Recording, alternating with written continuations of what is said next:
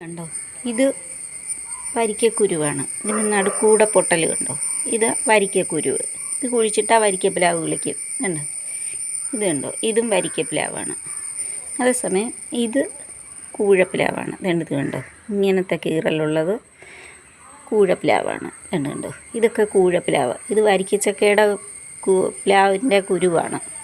ഇത് രണ്ടെണ്ണം വരിക്കച്ചക്കയാണ്. ഇത് കണ്ടോ, പൊട്ടൽ വന്നേക്കുന്നേ. ഈ പൊട്ടൽ വന്നത് വരിക്കച്ചക്ക. ഇതൊക്കെ കൂഴച്ചക്കയാണ്. ഇതിനൊക്കെ ചെറിയ പൊട്ടലേ ഉള്ളൂ. ഇത് വരിക്കക്കുരുവ. വേണ്ടോ, ഇത് നടുക്കൂടെ പൊട്ടൽ വന്നേക്കുന്നത്. ഇത് വരിക്കക്കുരുവ.